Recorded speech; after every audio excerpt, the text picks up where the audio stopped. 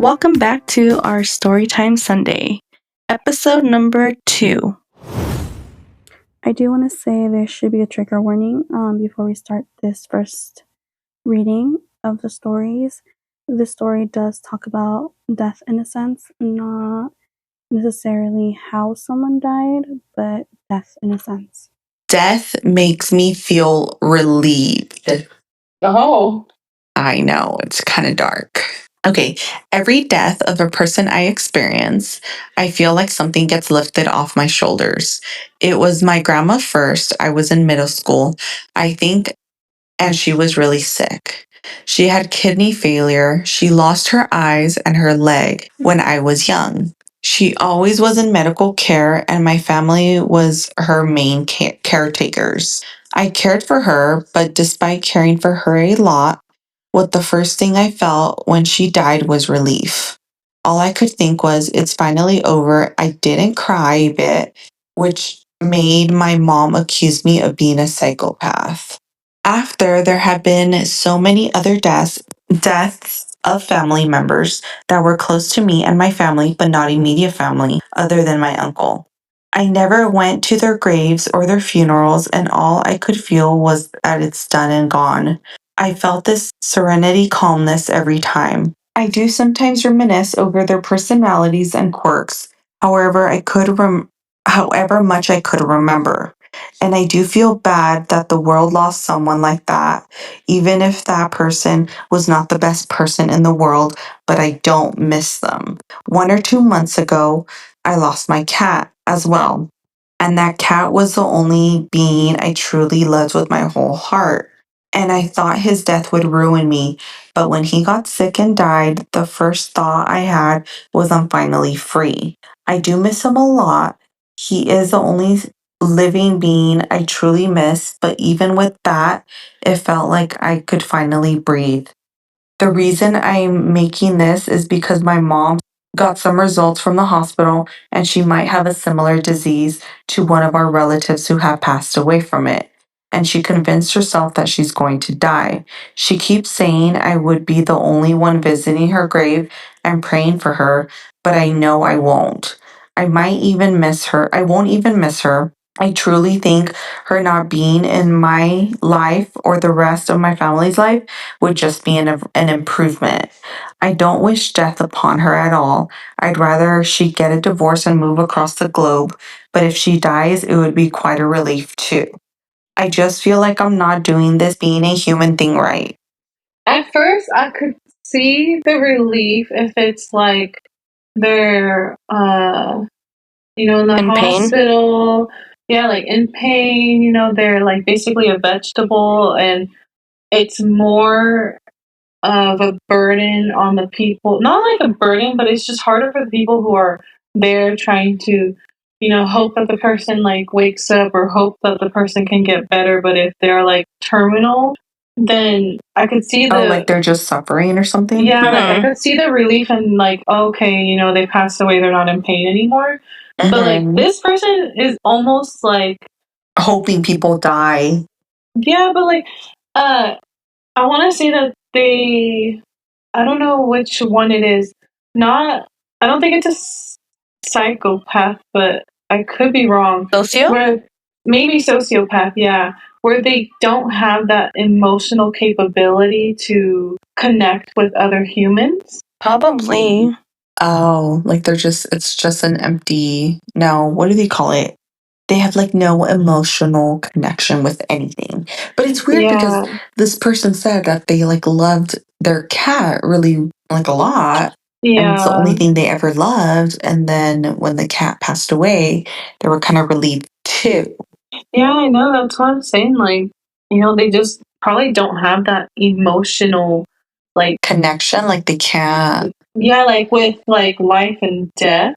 Yeah, or what if like maybe they are afraid to feel loved or to feel any type of feeling of love, and they're not happy.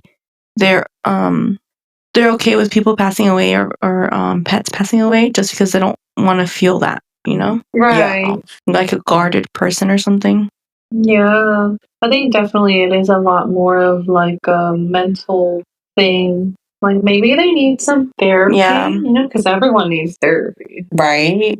I think so. I feel like there's something deeper going on that would have to explain why Yeah.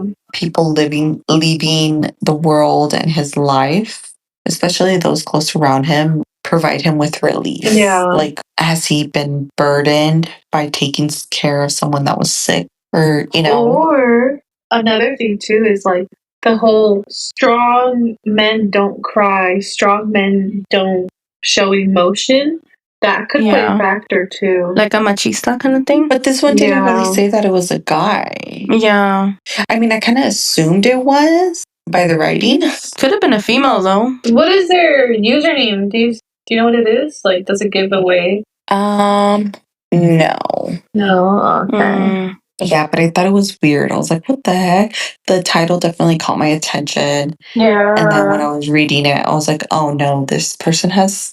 I mean, I feel like that's the only thing that would make sense. That something deeper is going on, whether this person is aware of it or not. Because how are you not able to make a connection with something? Because then I feel like it even goes deeper than that. Like, do you not have a favorite color? Like, do you not have likes and dislikes of everything dark and those that are close to you, Yeah. animal or people, when they leave the world, like it provides relief, like, Yeah. Like it's not something that we're used to. yeah. But then it's like, okay, is there another burden around this person that would make him or her feel this way? Yeah. That would make sense. Okay, you started it off real dark. I know. I know. Maybe that's why I wanted to go first. This one is the trigger warning is a sexual assault. It says, my grandpa is a creep and I'm afraid of the future of my family. 2 months ago, I was told by my mom that my paternal grandfather sexually assaulted my aunt when she was young. I was left speechless and fell into a depressive episode for a few weeks. My aunt lives in a different country due to this, since the abuse affected her so bad she escaped from here and only visits during the holiday season sometimes. And only visits during the holiday season sometimes. She has been silent for very long until now. A month ago, she wrote my grandpa a letter explaining how his abuse towards her deeply affected her psychologically and telling him she has already spoken out about the topic with more people in the family. What we didn't know was that he has way more victims. More aunts were touched, spied on, and abused by him in the past. It makes me sick to my stomach to know he did this. An important piece of information is that I was R-worded by an uncle multiple times when I was 10 and 11, and my mom found out when I was 16 through my therapist. I understand that thanks to it, I am now seen as more vulnerable by my mom. One of the first things my mom did was ask me if my grandpa assaulted me too, which he didn't. Or at least I have no memories of it and I don't think he did. Though I'm a little concerned that he might have done it while I slept in his house as a kid, but I don't know if I'm overthinking it. My mom insists me on telling her the truth, but that's the truth. I was not abused by him, fortunately. My aunt is planning to tell my father and his brother about all of this. Knowing my father, I have no idea how he's going to react, and I'm afraid. When my aunt told my mom she's telling my father, she had a panic attack and vomited, hyperventilated, and fainted. I'm specifically afraid of my grandma, since she depends on my grandfather in all aspects. She is sick and needs constant help from him and others. I can't do anything myself, and I don't even know what to think. I'm stressed out about it. I am disappointed, sad, and angry at knowing what my grandfather did. Suddenly, all the cute memories I had with him just turned blurry and stained thanks to this. He gifted me many books and gifts, and I don't even like to turn my head and see them in the corner of my room. But I don't know how I feel. I myself feel numb. I don't want my mom to tell me any of this for a while because it makes me feel like it. But I think it makes her feel like I don't care. Wow. Yeah, that's crazy. And that nobody, well, she didn't know, or the person didn't know that the grandfather had done this. Yeah, but like I'm curious how old the aunts were, because this would mean that he sexually assaulted his kids, right? Probably. And none of them ever went to the police. Well, they were probably scared too. Like, what if like he had some kind of hold over them?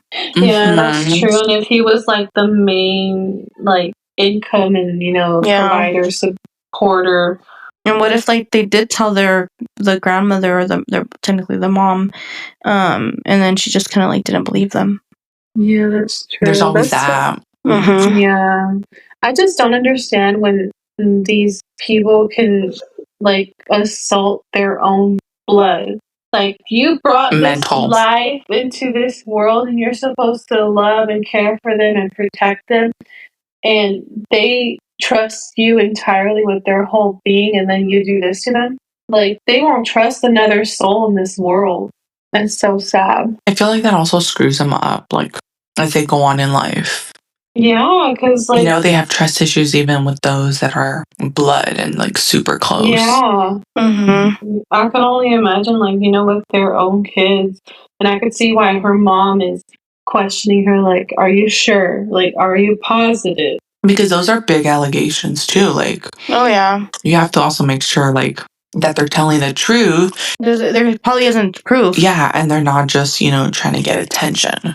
Yeah, but I think those are like really hard cases to like even get to go to court, because like there's no proof. It's just he said, she said kind of thing. Yeah, for sure. So it's hard to prove that. So that's probably why that person didn't, like the aunt didn't like go to talk to anybody else about it, Isn't there also like a statute of limitations for like cases that are, I mean, I don't know how long it is, but like, I want to say it might be like 10 years, depending on the crime. And I'm sure you can, but I mean, I feel like it's harder to prove, obviously.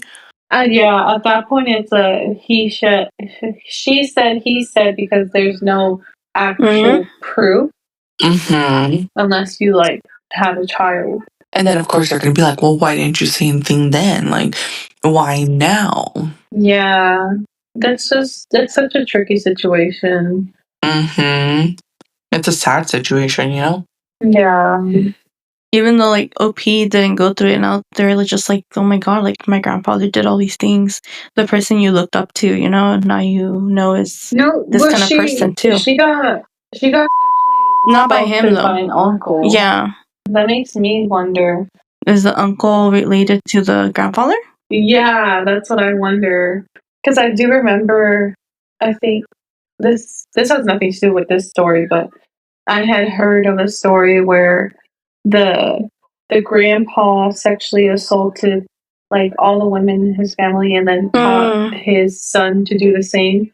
So he also sexually assaulted all of like his daughters. There was a movie. I guess it wasn't a movie. Maybe it was No, maybe it was a movie. I don't think it was a documentary on Netflix or something like that. It sounds familiar, yeah. Where this guy just had relationships with all the women and all their kids. So it was like at one point it became like incest. And then I've also watched this other documentary of a doctor, which I guess it wasn't sexual assault, but couples were going in for fertility issues. Oh yes, that was that one doctor. I can't remember his name or even what the documentary was called. No, 23andMe? No, that's not it. Is that no, but that's how you found out, using 23andMe. Is that the one about that guy that had like 1,000 kids? Yeah. Kind of, yeah. He was a doctor. Because he donated like so much sperm to all these like sperm banks? No, it was the doctor. The doctor, instead of using the husband's father's sperm or the significant other's sperm, he was using his own. They would get pregnant, have a baby, and some of them didn't even look like the dad, so there was kind of like always that, That's sad. Our father? Yes. But then they started doing 23andMe, and I forget why the lady did 23andMe. And then she started finding out that I don't know, somehow there was like all these other half sisters and brothers. Was it that she resembled a lot of them? So then she started like questioning like what happened, and come to find out they all went to the same doctor. And then there was just a big ol' investigation. And I think at the end they had, I don't know, a crazy amount of people. That's crazy. I don't know if it's the same one about this guy in. I don't think he was a doctor though. I think he just like donated sperm. And he would like help a bunch of families. And he had like over 1,000 kids, but I think it was like mostly all in the UK. That's So there was weird. like all these like half siblings out there in the UK, and like they don't even know, if they're like end up dating a half sibling. That's kind of scary. Yeah, that's concerning. And he did get in trouble though, I think. This next story contains a discussion of rape. If this is something that is triggering for you, please skip and enjoy the next episode. If not, proceed at your own risk. I think my boyfriend R-worded me. Hello, I wanted to get something off my chest that happened last night because I feel confused. My boyfriend and I were having sex and everything was fine and consensual like it always is. All of a sudden he attempts to penetrate me anally. We have had anal many times before. I usually always struggle and resist a little bit in the beginning, and then it gets better. He is well aware of this. However, last night was different. I wasn't in the mood for that, so I said the words no and stop multiple times.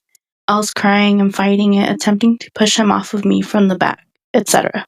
After this, I was in a lot of pain, so I went to sleep on the couch. This morning I told him that the whole thing was not okay with me and that I didn't like any of it. He said the words, "You said stop," and that should have been enough. I asked what I could do in the future to make it more clear that I don't want it. And he said, maybe change your tone to be more firm when you're saying no and stop, because sometimes I can't tell if you're just playing around or being serious. He said he was trying to be dominant because he knows that's what I like. He really does not comprehend that there's a difference between the two. We haven't really talked since it happened, and he agreed to give me some space. I feel bad because I feel like I've given him the cold shoulder the last couple days. I'm just processing the whole thing and deciding if this is grounds for calling it quits and dumping him. I really love him, and he's always made me feel love, so I just don't understand how he could do this. I feel really hurt and violated. I was crying and fighting him the whole time. I don't understand how that's not clear enough. Edit.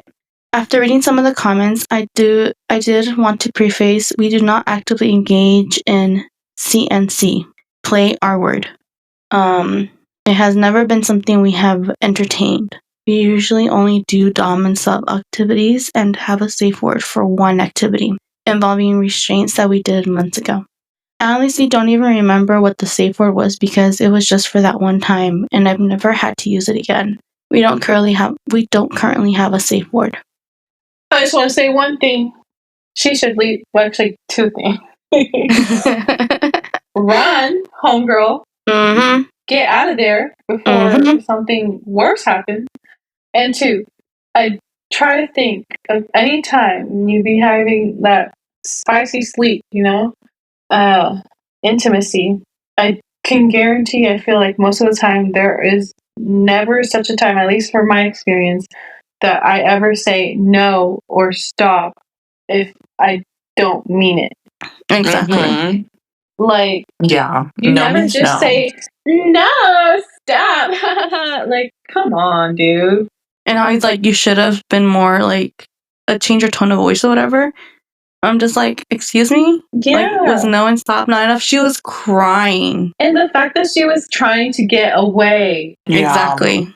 Like, everybody in the comments was like, you were crying and fighting. There's no way he couldn't tell. He just wanted to get his nut and didn't care about you.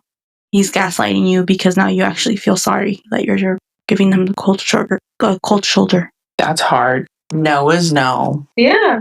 No means no. Stop means stop. Cammy knows what no means. But like also then that would make you question like what if he enjoyed the struggle, which would also like entice him to do it again. It sounds like he was trying to make it 50 Shades of Grey, and it ended up bad. Yeah. And I think she said that that's what they usually do, is that she's always like a little bit like, no, I don't want to do it, and then she just gives in. And it just sounds like he doesn't listen to you at all. But even then, like, is she giving in because she's being forced? Or is she giving in, like, playing around, and that's what he thought? But still, like, she's never, like, I don't know. Like, she needs to, like, draw the line and no confusion. Like, no means no. Yeah, because like I feel like when you get to the point that you like have to give in, or you're not really wanting to, but you're like, I guess I'll just do it. I feel like that means you're not comfortable like saying no. For sure. Mm-hmm. And then when it did happen that she says no and he doesn't listen to her, I would then worry about her future if she finds herself in the same situation again. Yeah. She needs therapy to learn how to stand up for herself, probably. Yeah. And to learn the difference between being a yes and a no. Yeah, she needs to get out of that relationship. Mm-hmm. I might have a kid out there, and I'll probably never know for sure. 5 years ago, the last time I saw my high school ex, she cried in my arms in the parking lot before driving away. We had just spent the whole day together, cooking, watching Netflix, hanging out, and I didn't know it'd be the last time. But what keeps me up some nights is that it might not have just been a goodbye. It might have been the start of a life I'll never get to meet.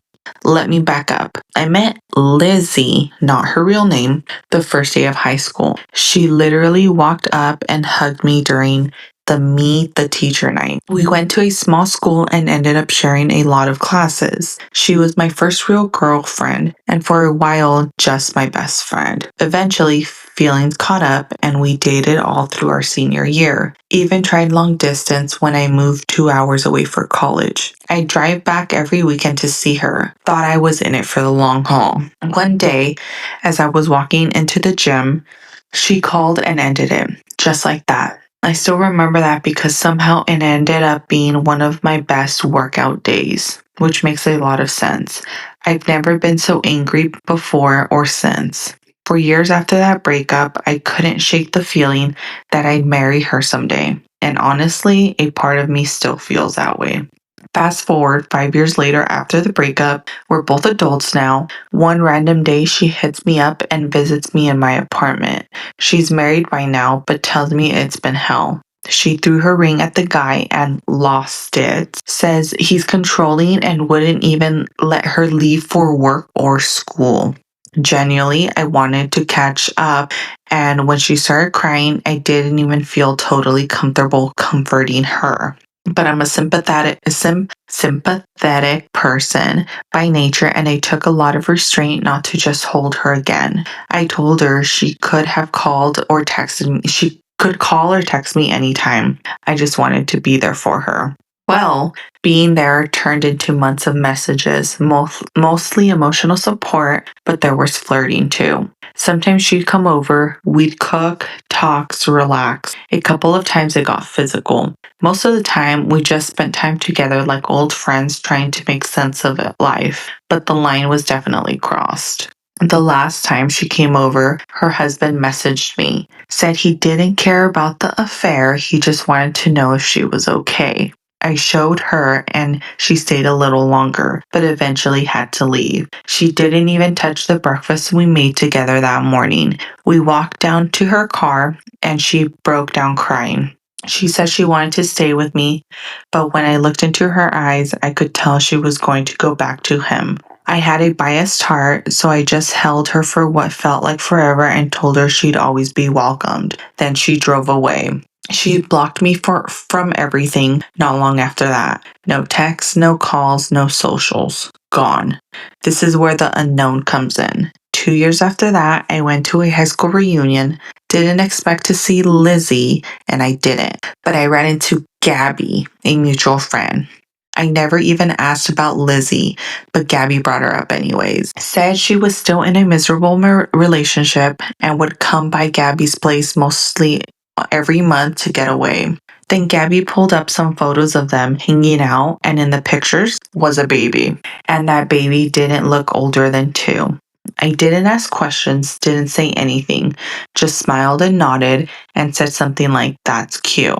But inside, my heart dropped. I knew the timeline. I knew when Lizzie and I were last together, and I knew we didn't use protection. It's been 5 years since then, and I'll hear from Gabby and she'll keep me updated. Not much to go off of since I don't ask about it. But the baby has the same colored hair as when I was a child. Gabby doesn't know my baby hair color because I have different hair now since I met her. I never told anyone this in full. I don't think I'll ever know the truth without exposing everything we did. But honestly, I don't want to throw her under the bus. Plus, it's potentially not mine. I just hope she's okay and I hope the kid is healthy.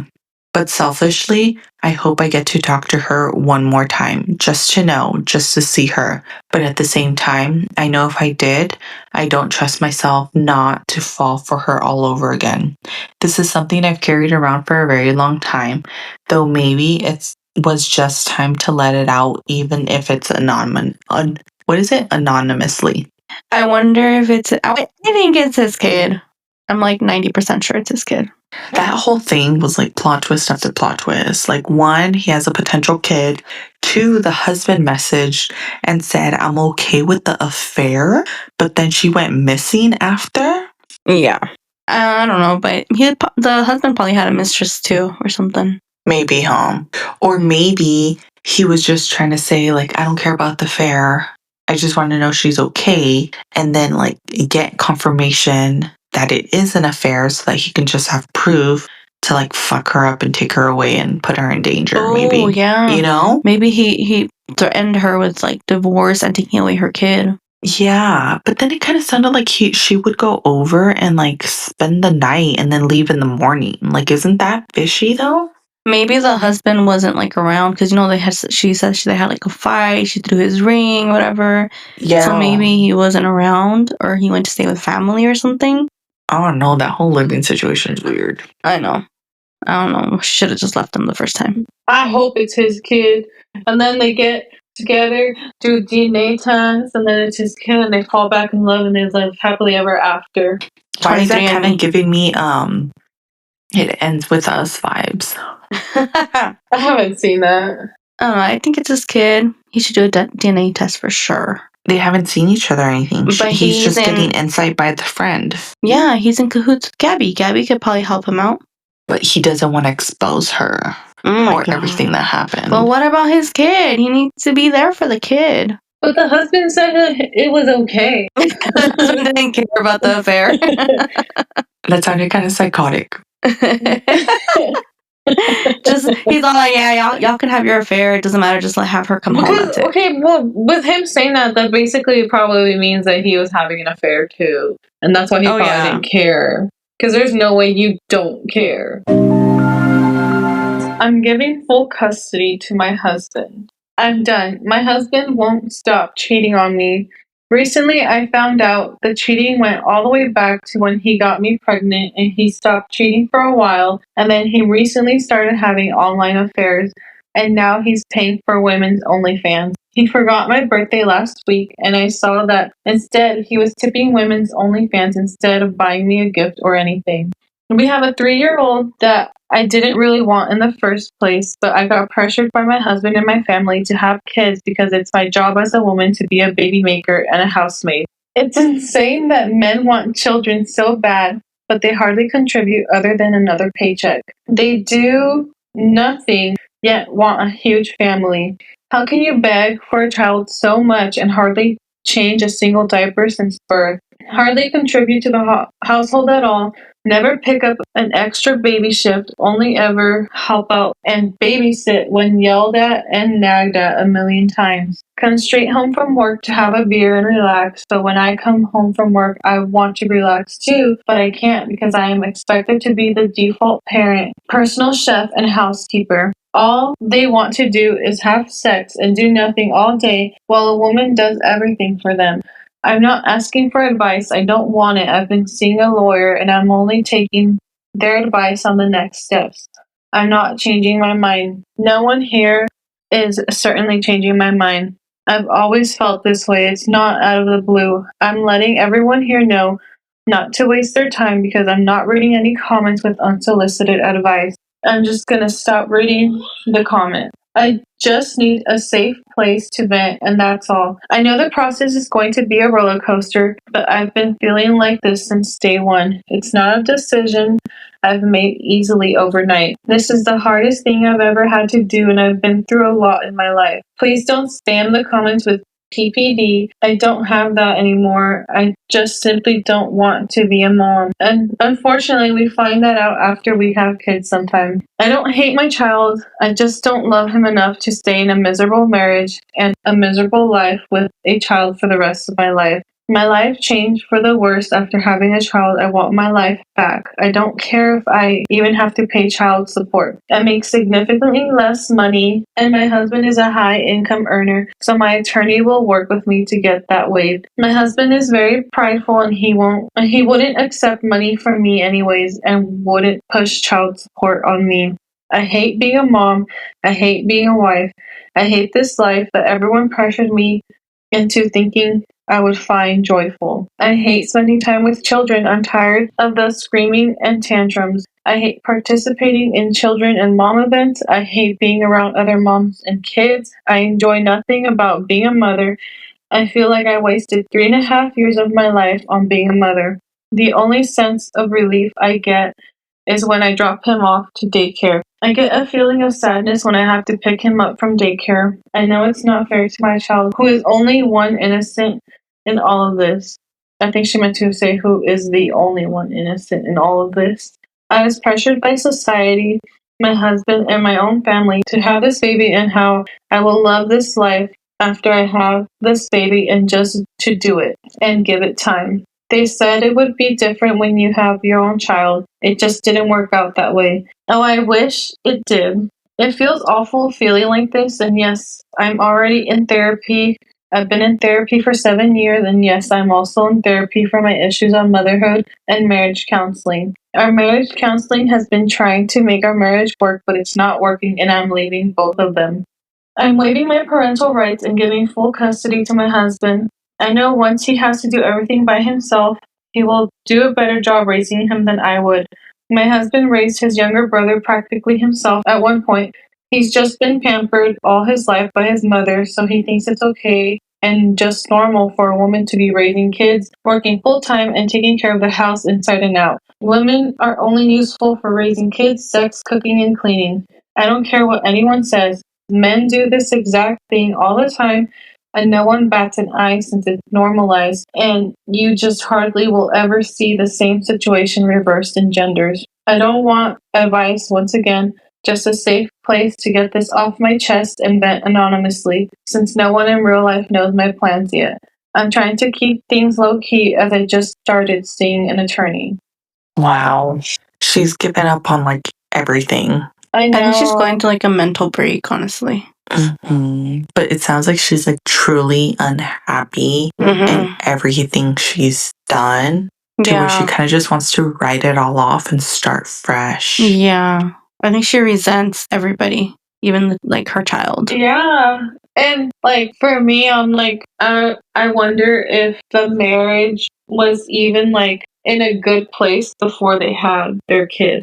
Like, did she get married and have a kid? Well, I know the kid part, and the housewife part, it was kind of like told this is what you need to do. Yeah. But did she get married for that reason too? Like, was she forced into a Probably. relationship because they probably made her feel like she was running out of time and this is just what you had to do? Yeah. It's wild. And like, you know, motherhood is not for everyone, and it's just like It's sad. not for the weak. It's sad that she found that out after having her kid. Because, you know, maybe before that she was like, well, actually, no. Because at one point she says that she was pressured into having a kid. So it almost sounds like she technically was probably thinking about not having kids. Yeah. And at that point, I'm like, you should have had that conversation with your spouse a long time ago. And if you guys are not in alignment with that, most of the time the marriage doesn't work out, because that's a very big thing to not be in cahoots with. Yeah. Agreed. That's huge. Yeah. That's crazy though, because like if you think about it, a lot of times they're not all men, but some men do think like women are the ones who bear the child. Women are the ones who take care of the child. Women work, and then they come home and do everything else. And like it's kind of sad. So I get where she's coming from, but she just kind of lost it. Yeah. But at the same time, like she shouldn't have to stay there and have like the child suffer and like grow up with like a mom not being present. Yeah. Yeah. And also too, the dad definitely should be more present in his kid's life. Yeah. And not just leave it all up to the mom. Like, I don't agree with her saying that women are just like there for the sex and the kids and the dinners or whatever she was saying. Yeah. Because like not all men think that, you know. Yeah. I know, I didn't like that she kind of like put all men into the same category. I was like, who's all men? It's the man you're with, maybe. Yeah. Some men, but not all men. Because I mean, there are women who are like that too, I'm sure. Yeah. For sure. And then I totally forgot about the whole OnlyFans thing, right? She said that he was like wasting his money on OnlyFans. He was cheating on her. And on her birthday, he went and did that. So I think it's just like all of that just bundled up. And then on top of that, he wanted a kid. She gave him a kid. Still wasn't happy with her. And now it's just kind of like she's just done. It's like she's living for him and not for herself. Yeah, she's pleasing people over herself. I think she needs time to herself and realizing what things are what are some things that she wants for her life rather than what other people want for her life. Yeah, she really does need to sit down and figure out what she wants to do with her life. Like, maybe she never wanted to get married. I couldn't imagine, like, being so sad to go pick up my kid from daycare. Mm-hmm. Yeah. But you don't want to spend time with them. She didn't say which her job was, right? No, she didn't say, but she has a full-time job. It sounded like, because she said that she was fed up with kids in general, so maybe she's a teacher? You know, I could see that, like, especially if you're a teacher to younger kids. Yeah, and maybe she goes home to relax and instead she has to take care of her kid, and it's just kind of like, take care of your kids all day, take care of your kid at home, it's a lot. It just sounds like she has this like hatred towards children and men. Everything. I don't feel like you would naturally hate children. Like, as a mother who, you know, carries them in your womb for so long, that you build this like emotional connection to them, that you just grow to, like, I don't even know if she says she hated son, or I think it was a boy. I don't think she said she hated him. She just said she was done with both of them, that she was leaving both of them.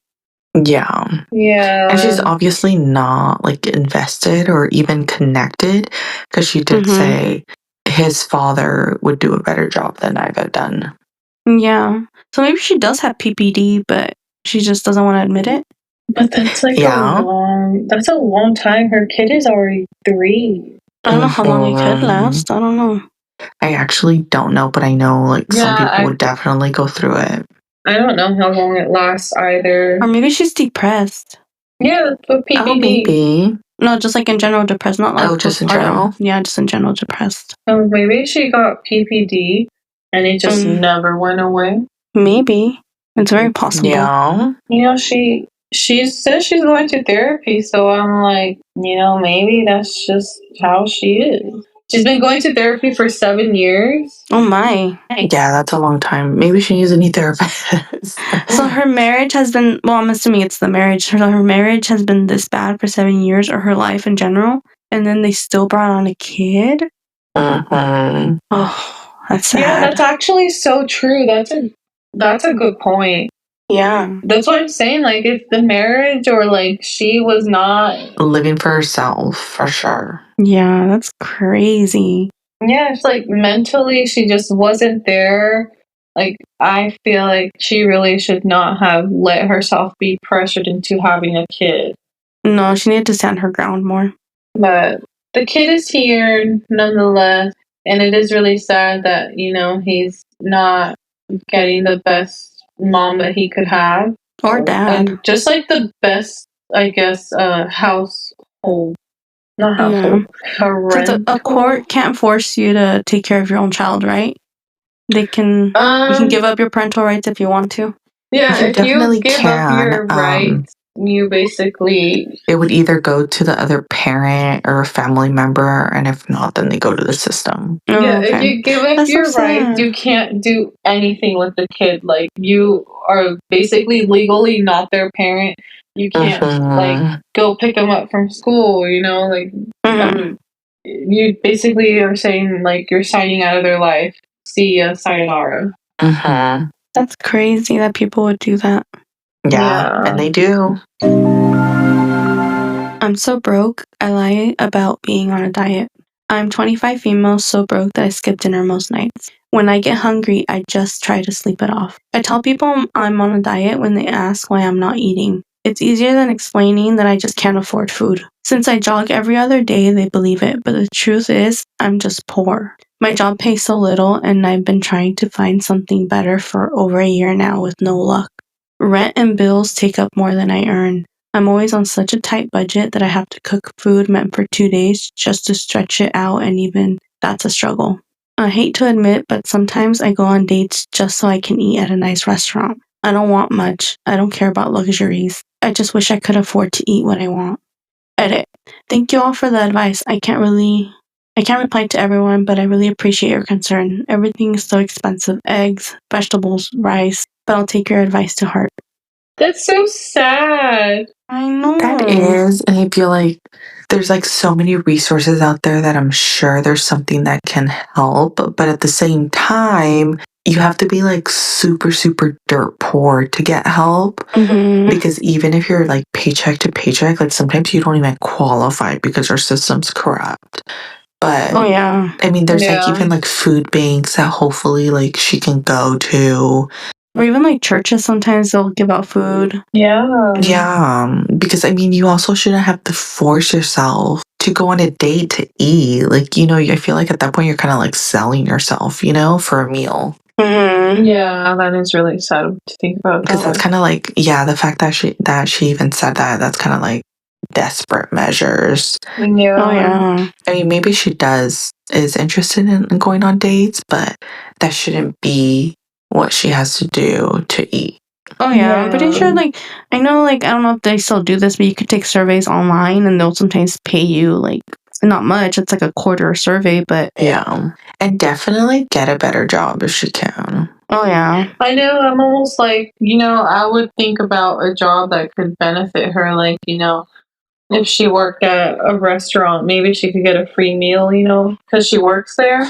And then tips help, because I think, I'm pretty sure waitresses, like, they keep all the tips. I think they share it with the cook or something, and then the busboy, but you still gotta cook, you still gotta keep some. Yeah. But then I'm like, how much does a restaurant pay? You know, what state does she live in? Can she get, like, WIC? Because it's women, infants, and children. She's a woman. Or can she get food stamps, you know? That's a sad story for sure. Or, like, I kind of wish that she would feel comfortable enough to tell her family or her friends. Yeah, somebody. So that, you know, if they have, like, leftovers that they can give her, or, you know, they could, like, I don't know how many friends she has, but, like, if she had, like, 5 friends, it'd be really cool if, like, each day of the week she'd just, like, go have dinner with one of her friends. Yeah, just to get her on her feet until she figured out her situation. Yeah. I'm not sure what places would do this, but I believe in the UK, they have this thing. I don't remember what it's called, but all of the restaurants, like, the food that they have left over from the day, they basically give out for free to, like, homeless people or, like, people in need, or they, like, mark it down, like, I think 50 to, like, 90%. I know, Panera I don't know if they still do, but they would give to, like, charities whatever was left over at the end of the day. Like, a van would come by and they would just give it all away. Yeah. So, like, she just needs to ask. I'm pretty sure there's help out there for her. Yeah. Yeah, there's like a lot of resources out there, but I mean, also, she shouldn't let, I don't know if it is or if it isn't, but like her pride get in the way. Because at this point, like you're in survival mode. Like, Yeah. get help, get your feet on the ground, you know, get ahead a little bit. Yeah. I mean, like, I would be embarrassed. I'd be like, oh, I can barely afford to live in my place, and then on top of that, I can't even afford food. Right. At that point, I was like, honestly, I would probably like look into like couponing, like, you know, where else can I save money Oh, to yeah. then be able to spend on food? Because I'm like, because she said that rice was expensive, and I'm like, is Yeah. rice expensive? Like, I feel like, you know, she could get like potatoes. Potatoes are filling. I feel like they're relatively cheap. Rice and beans are Or, usually like pretty cheap. Yeah. Or even like try to start like a little garden if she can. Yeah, something. Right. She could like grow her own potatoes. I hear potatoes grow very well. But I'm like, I don't know how much space she has. Right. That's the other thing too. Like, is she in a small little apartment? Like, Yeah. Like she could grow a little blueberry bush. Oh, yeah. Or even like possibly check out if there's a community garden in her area. Oh, I know some también. places have community gardens where people can take if they don't have enough. And I'm like, oh, I wish I could help you and bake you a loaf of bread. And then give For you peanut real. butter and jelly. So you can make PB&Js. So what did we learn today, guys? Go to therapy and talk to your friends and your family. Yes, and don't do what other people want you to do. Do what you want to do. Don't have kids unless you really want them, guys. If you're in a bad marriage, you know, and they're hurting you, it's okay to leave. Yes, think about yourself before somebody else. Thank you so much for tuning in with us on our Storytime Sundays. Feel free to share your own stories with us. We will list our email below if you'd like to submit one. Or you can always DM us on Instagram or TikTok at Brunch and Banter Pod. If you enjoyed this episode, please leave a comment, follow, subscribe, and tune in next time where we have a lot more stories for you. Bye. Bye. Bye.